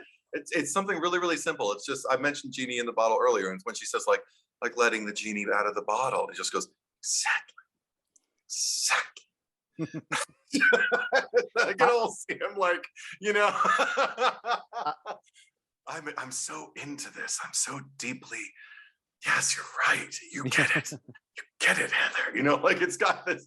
But oh my God, it's so. But the thing is, what I love about it is it bespeaks like a magic. Like it's really inviting you into like the fun of filmmaking and invites you Yes. back into like a kind of like you have to either be on the side of this movie or not. This is like a moment where you can make a decision whether you're going to be on board or Right. not. And And again, there's no other ones to compare it to. There isn't some meta David Fincher movie where David Fincher plays David Fincher, you know, and we get to see like no, this. And I've really warmed up to the performance. I really yeah, have, because also I think if you're describing what Wes is describing, I yeah, often imagine like an actor might have some more more urgency with his yeah, dialogue. But to me, it also just more speaks to like the nature of this depiction of Wes. Because again, everyone we've talked about, you know, kind of saying like this isn't. I don't buy this is Heather's house, but also no, this isn't actually Heather. It's a movie idea, yeah, Heather, and sure. this is the movie's version of Wes. And I've really kind of warmed up to the cadence of this version of Wes.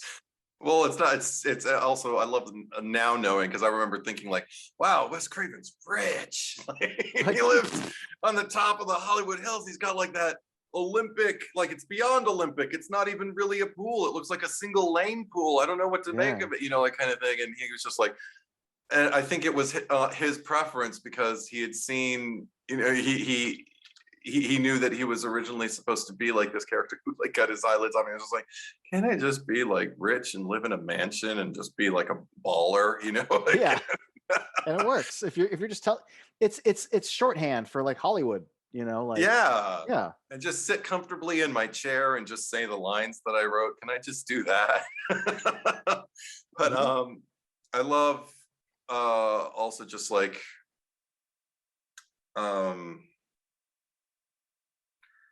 there are moments in that Nightmare Encyclopedia, the bonus disc that came with the original DVD set that has, you know, like the Freddy face on it, and then it has like the Freddy back when you look at Mhm. the spines of all the DVD cases.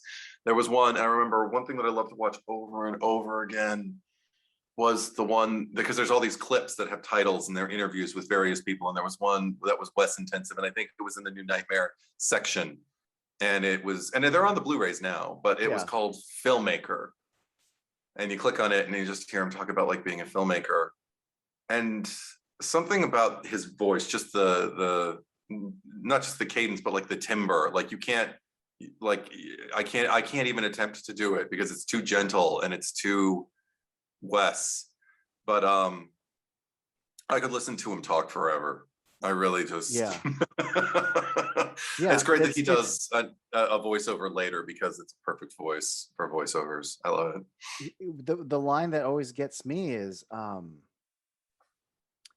when she's like, but like Wes, that wasn't me, that was Nancy. He's like, but you gave Nancy her strength. And I'm like, Yes! ah, because it's Yeah! already a dynamite sentence before he speaks it. It's just on the page. Yeah. Because to me, that sentence is pretty much everything I get from this movie, which is why is all this happening? Well, you know, because you gave Nancy her strength. Oh, Yeah. probably my favorite line in the whole movie, if I'm being honest. And if he wanted to, he could have just pulled a Bugs Bunny at the end of the whole movie. Because how does the script end up like, you know, back in the bedroom, and how does it have this note from Wes on it? Like he Right? could have just pulled like that old cartoon where Daffy Duck, things We are pull happening, and there's back. like big pen like coming Yep. in and coloring shit on him. And he's just like, of course you know this means war and whatever. And then it pull back and it's Bugs Bunny just going, ain't I a stinker? It We could have already had that. is that without showing that. But Yeah. that's essentially what that is communicating. Yeah. Yeah. I kind of It's very never ending story that the thing that you're reading, the thing is watching, and and now there is no line, but then there is a firm line, but is there, because now yeah. things in the other world are manifest in your world, and it's just, oh, who cares? It's Fantasia. Just give over. I love that. All of that. I have some other just really, really slight nitpicky things that stood out to me just at the climax. It was just the whole idea, structure-wise, I understand they have to get where they're going and they have to write particular things and kind of like just, you know, like tweak this a bit and kind of, well, let's skirt that and focus on this instead. But it was the first time I noticed it too. It's when Dylan, when she falls down the waterfall and finally finds Dylan, and she's just like, "Where is he?" And he's just like, "I don't know. He had me, but he let me go." And I just wrote down, why? If he's just gonna chase him after knocking out Heather, like, why did he let him go? Like, I understand. I He get wanted to use him to lure Heather so he can knock her out first. Because if he already had him and then Heather showed up, she might impede on that. So let me. I'm trying to make something up here, Eddie. Does it work? Is that maybe? No, but Okay. But I understand where we need to get and everything like that. It's like, well, we can't kill Dylan. It's- Like, that's the it's thing. so- I'm just yeah. kind of like, well, It's so the scene But- can happen, Eddie. Yeah. exactly. And it's so the little boy can live, because of course me, I'm just like, well, why didn't he just kill him? Like, why didn't he just leave? If he's that dark and he's that real, why wouldn't he just like leave Dylan in pieces for her to find like the breadcrumbs? Horrible, right? Like, I just, Yeah. but that's not the movie we're making. Right. That's also, that's not okay. the movie that Wes wrote. No. But also, this isn't the movie that Wes wrote, but they apparently needed more of a big flashbang at the end. Yes. But they the had whole tongue thing, I don't. In one sense, again, this is like a great microcosm of this movie for me, because I'm like, in one sense, I'm like, it's so Freddy. Yeah. Yeah. Yeah. And even like the handmade, the obvious, it's obviously not a tongue, you know, the handmade kind of like thing of it. And I'm like, okay, I see what you're doing, movie. But for the climax, and then like for it to get like cut off, and then for like the prongs outside, and for that kind of like to be the thing that like has some cowering in the oven and afraid to burn. I don't know. It all just felt like a little easy for me. It is not Freddy's Dead easy. No. but I mean, and even just like the fact that like the head that opens up and like just the little popping well, Miko's Hugh's head is going into it, but it's so obviously like a prosthetic. And again, I get it, it's a nightmare movie, but They I'm also they like, don't linger on it long enough for it to bother me with how rubbery it looks, but I could have done with like one less shot, because I think we catch it twice, and I think the first time I'm like, it's fine, and then we get it again. I'm like, no, I didn't need that. Dude, little Dylan, when he's screaming, like, I buy it, so he sells me on the moment, so I'm fine. All right. I don't know. Here, okay, look, I've watched this movie mostly alone my whole life, and I've never had a problem with the tongue thing, because also it's a dream, and it's a weird shit happens in dreams. It's not. Freddy had really long arms and a weird claw foot, like in 5, like weird shit happens. So it just, I immediately give over to the idea it's weird. It wasn't until I watched it after Wes died, because we're on a first name basis, and I'm watching it with Tracy, who'd never seen it, and she was pretty on board with the whole movie until the tongue thing happened. She just went, "What?" And then it's wrapping around her. And when it cuts to his face, like, yeah. Like, what is happening here? she's like, I was really on board with this until like that. And I never really, I don't know. I could still, it's there's a lot about this franchise I'm pretty forgiving about. And sure. I get how it feels and looks a little silly in the beat, but I don't know, him stretching his face, it's as any more absurd than steps turning into like oatmeal mud. Like, I don't know. And the fact that, again, if I was having that dream and this weird tongue, like, it would be, and that face, like, don't look at me with those big eyes making that weird face. It's kind of silly, but kind of upsetting at the same time. It's not a natural, normal thing. It's in a dream. I don't like it. It's kind of weird. Robert Englund's performance helps definitely, because he does exactly the reaction I need with the intention of that tongue, with all of his like, you know, and I'm just like, stop playing with your food. Yeah. So yeah. I mean, and then like little things like the snake in the thing, and it makes even like a little noise, even though it's not a rattlesnake, and I'm just like, it's just a pretty albino boy. Yeah, it's just a little thing in the room for Dylan to get out. I'm like, oh, that's if anything, that's my nitpick. Is like, they're still dealing with it, and then Dylan gets out and runs around. And you're like, oh, hey, Right. Yeah. look, oh wait, no, it's a little thing. Because I'm thinking, well, then what's keeping Freddy in there? Oh, Dylan's got size. It's a good thing. There's a little escape hatch in there, the size of Dylan, to crawl out. Like, And why would that be there? exactly. Yeah. It's yeah. I mean, yeah, yeah. I'll agree. There are elements to the climax that are not fully gelled for me, but Yeah. in the end, we set up a Hansel and Gretel story. Yes. We literally have a storybook where the witch has green and red striped socks. So it's telling you very early on. So when we get to the furnace at the end of the movie, I like that we have basically a male and a female closing the door and burning the witch. I'm fine. I'm very happy. I love the demolition of the place too, though. I mean, even though again, like this is where the dream logic really has to take over, because I'm just kind of like, is jumping in the water really going to help me? And that's a big play, you know, like my logical adult brain starts going like, but it's I understand. You're gonna wake up, you jump, you come out of the no, bed. and they jump in the water and they fall through the water, and then they like fall through the other end, and it's like they made it through. It's like a finish line, and that is gratifying. I totally appreciate that. I've already went on about like, you know, how much I appreciate the ending and the open-endedness of it, and it actually. Now, when I watch it, I think it makes me sad, just because I'm kind of sad to see it go. You know, I love sitting in this movie, even in spite of all of my critiques. I love sitting through it. I'm surprised you even had critiques, and they're not even major ones. They're pretty small. But I thought this was going to be a big like suck and fuck fest, because I adore this flick. Even my smallest critique, they more make me giggle than anything. Like when she goes through the bed, the tunnel, out of the giant Freddy head, and we look down at this hellscape, and then a pterodactyl flies by. Yeah, totally. Every time the first time I'm like, a pterodactyl, and now I always go, and we're gonna see the pterodactyl. There it is. Yeah. And I think in the commentary he mentioned that, like, you know, first of all, like, this is a year after Jurassic Park. There's some little morphing, and the claws come out of the seats, the little water ripple, but there's not a lot of CGI in this. But I think they mentioned like whatever software they had, like they were like, we had a pterodactyl in the software, so like we put it in there. I'm like, really? Like that's it? We just figured put a pterodactyl in it. I wonder if they did the same thing for Aquaman. But anyway, with this octopus.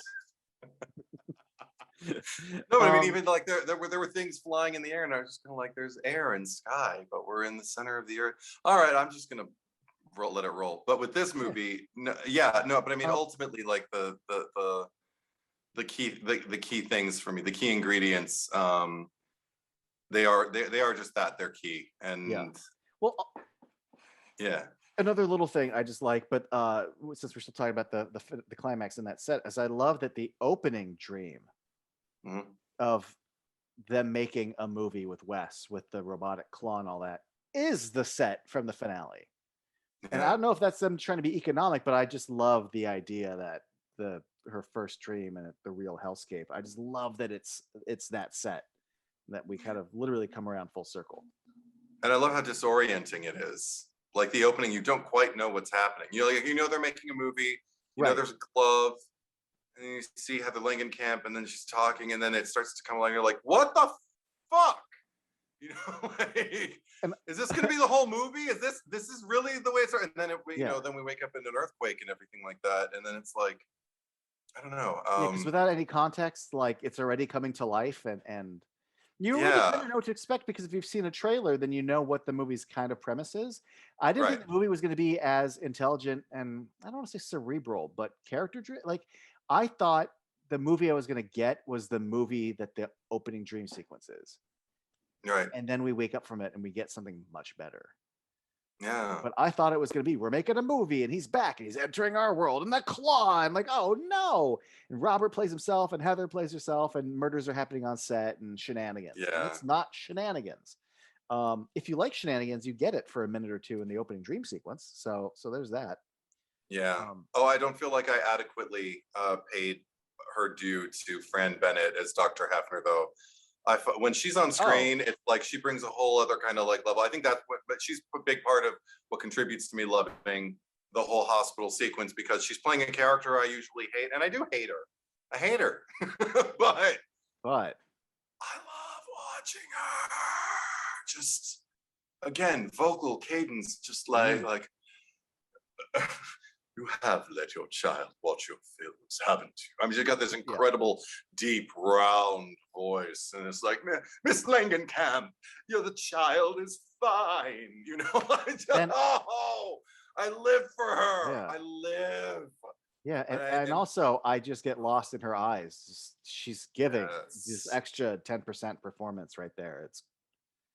And also one of my favorite moments, just like we have to cut the evil out of here. It's terrifying. Well, she's laying there covered in shit. I don't know what a great it is. It's terrible. All this again. Both people, they puke a lot of muddy stuff, and they immediately. I love that strange sort of dreamland where they come in and they immediately put straps on her while she's in a normal chair. Yes. Don't like terrifying. That. Don't like that at all. No, but it's so effective. My God, it's terrifying, everything. And even just like his spewing through the tent, like he gets up and takes the thing off, and you're just like, that's Freddy, that's the devil. Don't, that's not Dylan. Oh my God. Oh God. Yeah. I get so much gratification out of this movie. Yeah. While we're talking about Dylan, because I haven't mentioned much about Dylan, you have, but you touched upon what a great, I think this is a hell of a child performance. God. Some of my favorite beats of his, we already talked about Julie's death scene.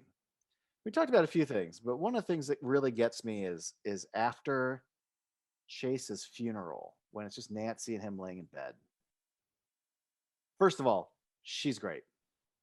Yes. It's about her vocal tone, the way she answers everything. Sounds like someone who's mourning, but also is very, very tired. Yeah. And is also not like struggling, but through the morning, she's also trying to maintain just the right level of calm to not be wallowing, so that she can still answer her son's questions at just this kind of soothing enough of a soothing response. It's perfect. Heather Langenkamp is amazing, but I just love the way it's written. That kid asks all the questions that I feel like a kid would ask at that age, confronted with death, and he plays them all perfectly. I also so that scene to me is everything. But also just the way he asks, like, well, can you come with me in my dreams? Yeah.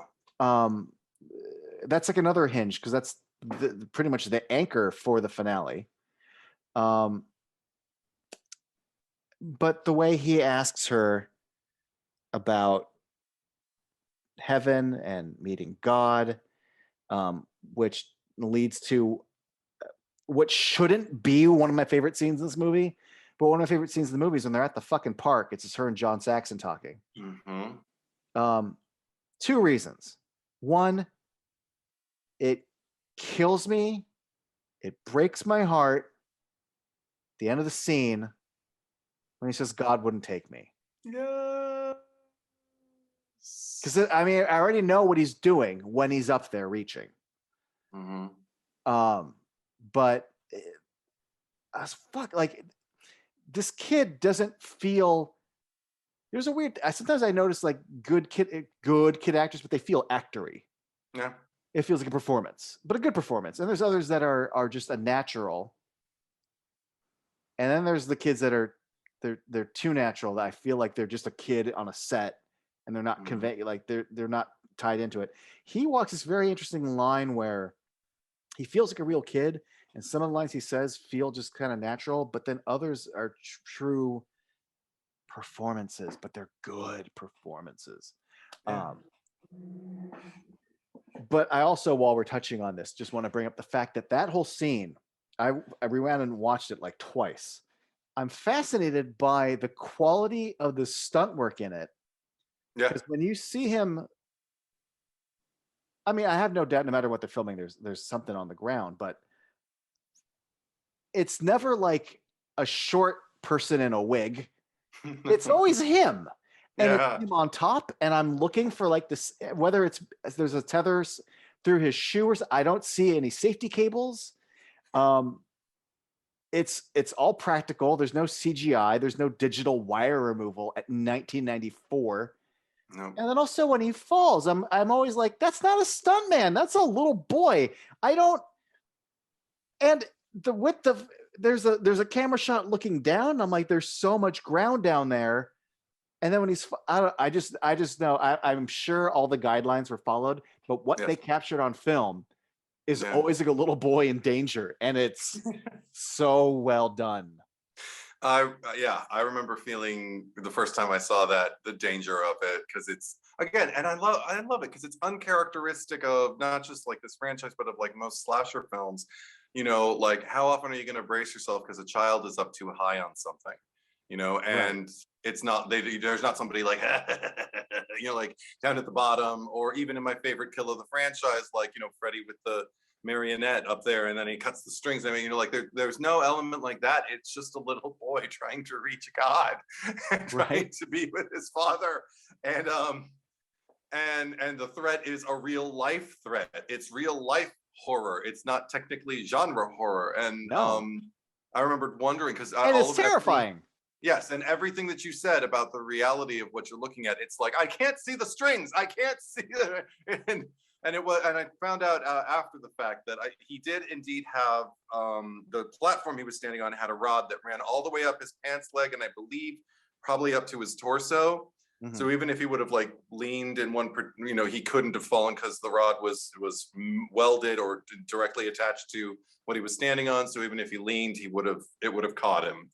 So it's the conceal the things are like inside the clothing, and they make sure to get him at an angle where you can't see it. Here's the thing. So you create a stable pole or a rod, and it's welded and it's secured around his waist, so even pivot points are safe.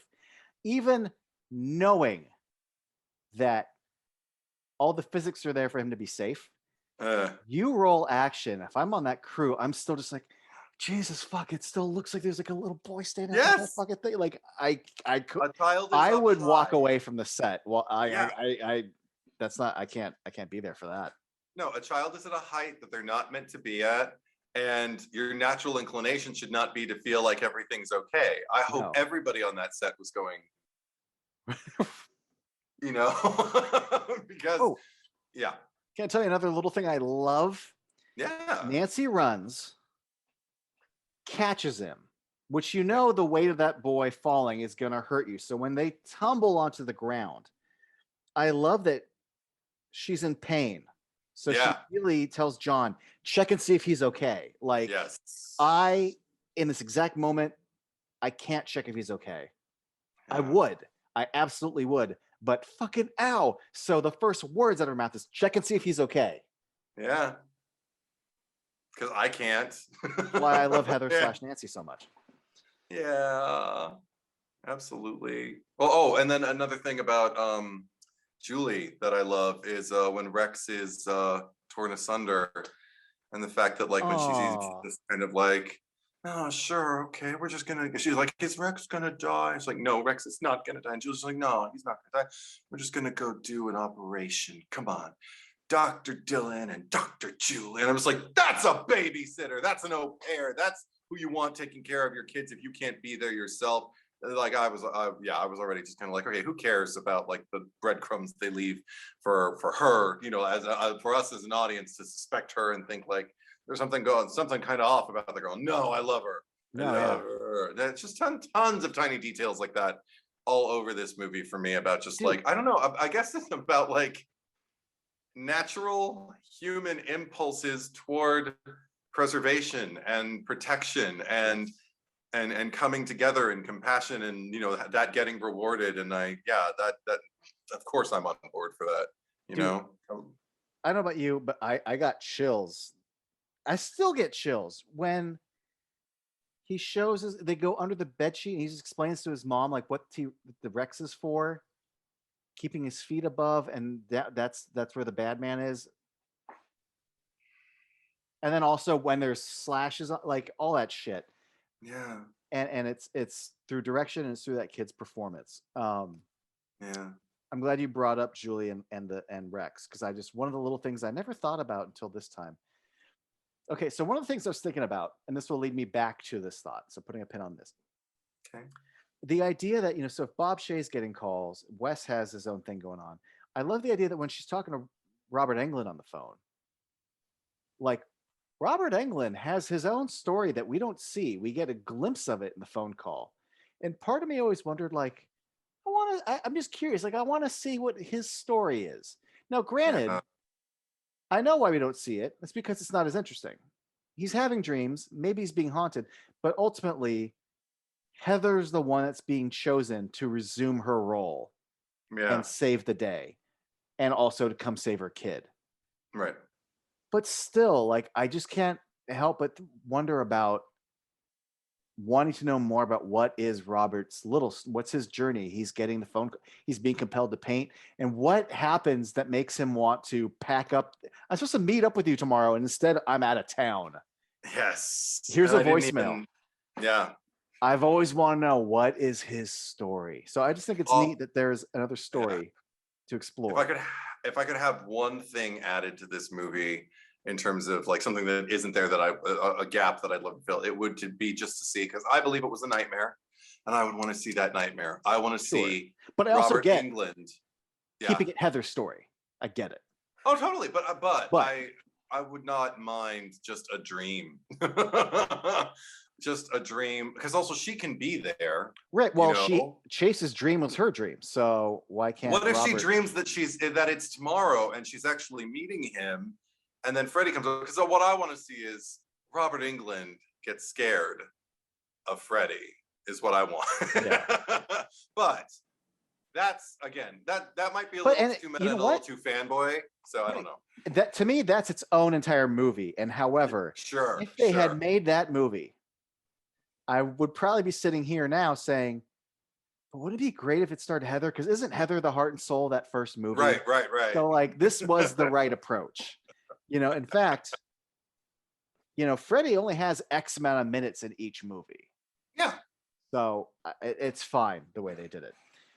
Well, there's also another version where they could have made it like a kind of reunion thing and kind of had whoever was willing to come back and just have them, all kind of having nightmares and make it more of an ensemble piece. That's huge, and that's probably nowhere near where their budget was. But it's also, I think, it's larger. It's more kind of like a fan event and everything like that, because you're going to get people going in and going like, who's that? I don't remember. Then I only saw parts 1 through 3.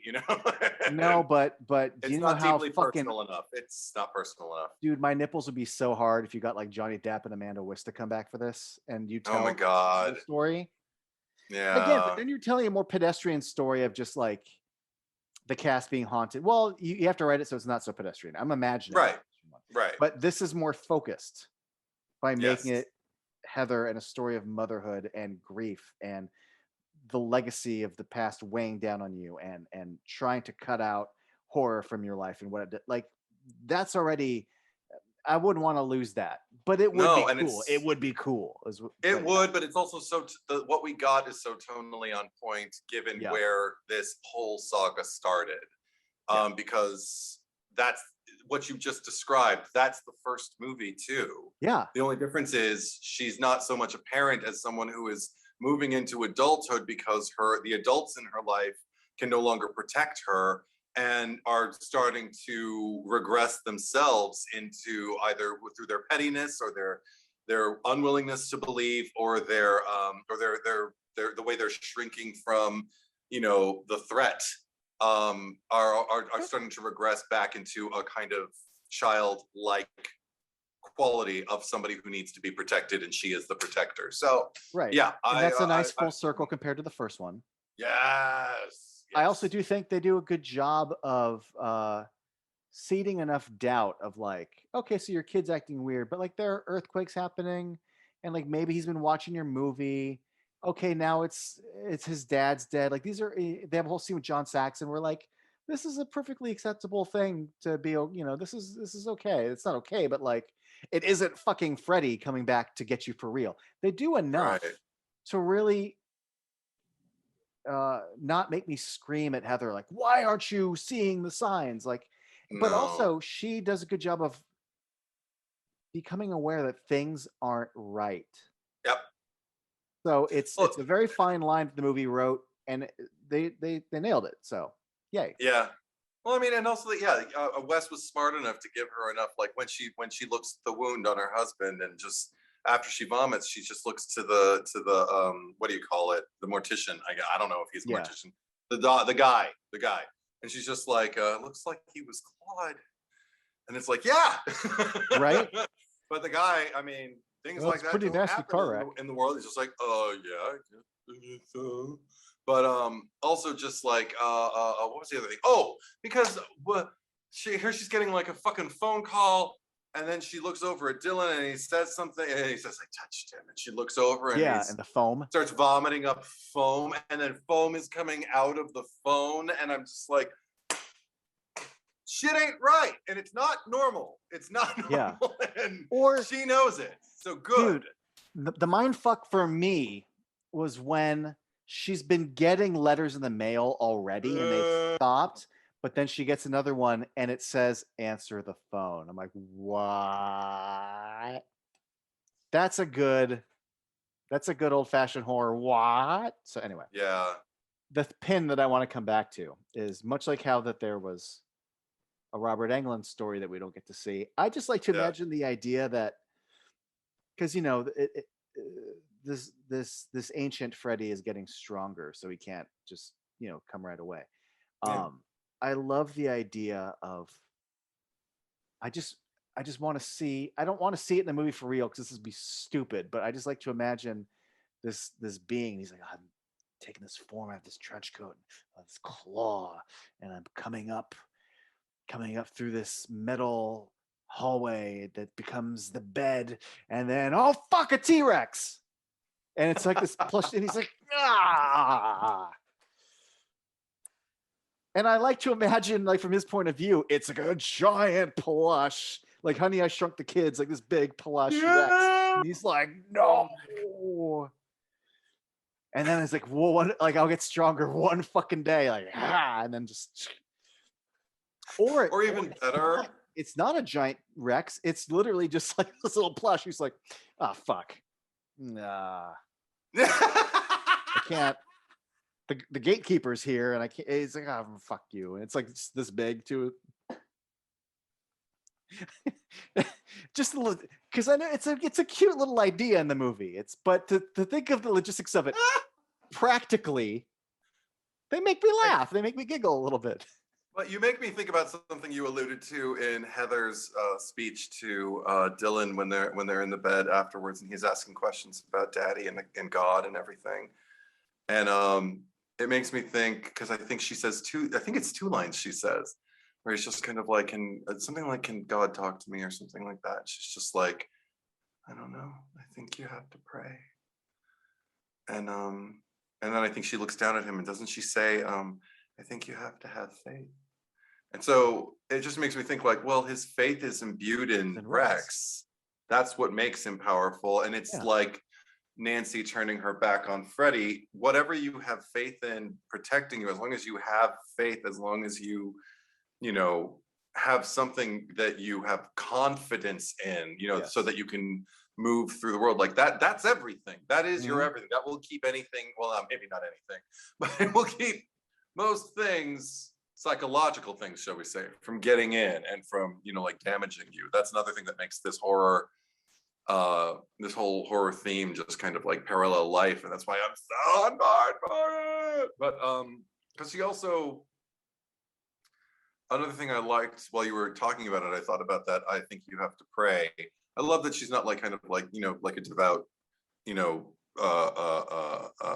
what's the word I'm looking for? Just kind of like, like a spokesperson for any particular religion. It's just about, very broad, kind of like, I think you have to pray, I think you have to have faith. But it also is like a slight little kind of sprinkling of Freddy's origins in the beginning. I mean, Freddy's origins as like grab your crucifix, you know, and the story of Sister Mary Helena and all of that stuff. Like the story it's became more Catholic when you get into the sequels, you know. Of course, but it was but it was there. The germ of it was planted in the first movie and was then built upon in some of the sequels. And I love that it's just kind of thrown in there almost as an afterthought, but I get it. It's a nugget. And you can chew on and it elevates just the movie. I mean, like, this is a horror movie. How many movies are there discussions about like what happens after death? We actually get to like feel it. Oh, because one last thing, because I don't want to go on forever, but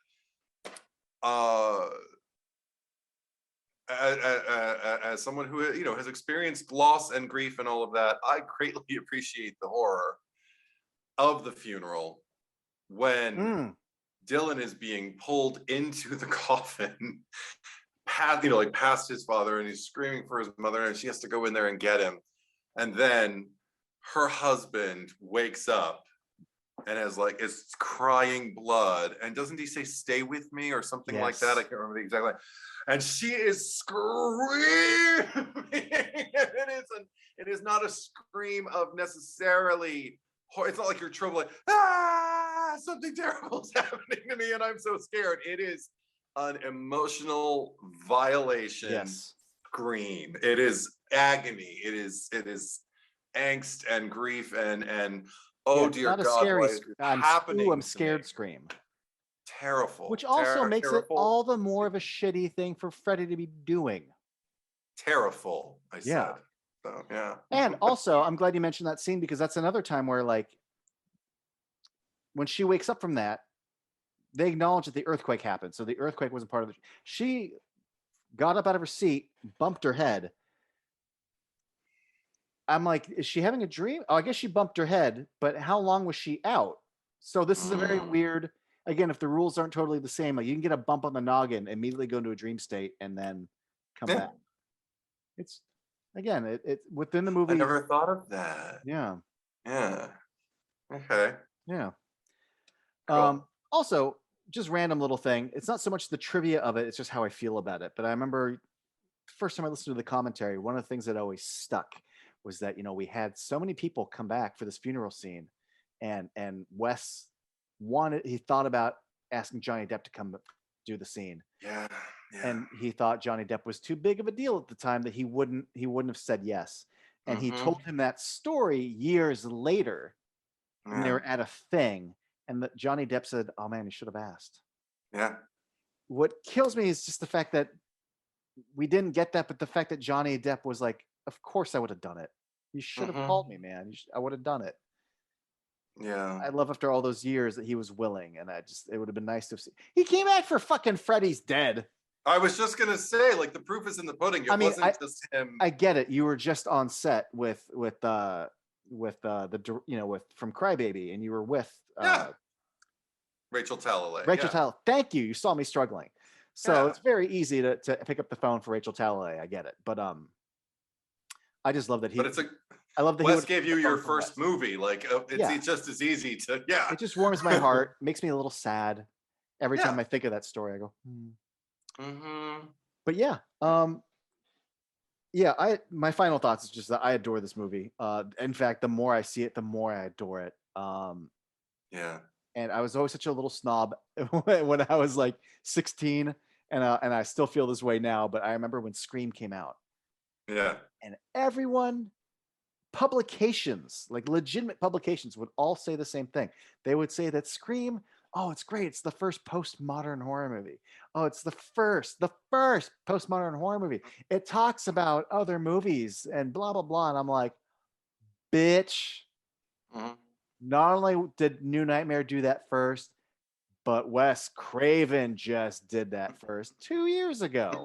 And I just, it bugged me in 1996. It's bugged me ever since. Anytime people refer to Scream as the first postmodern horror movie. Yeah. It's not. Yeah. I'm going to end with my teenage snobbery. There you go. Yay. Yeah. We'll be back. Yeah. for this one. So come back for that. Thanks for joining me, Eddie. Oh, thank you for having me, John Carlos, and thank you for watching, folks. Yeah, check us out on the Instagrams and the Facebooks. I'll put up the links right now.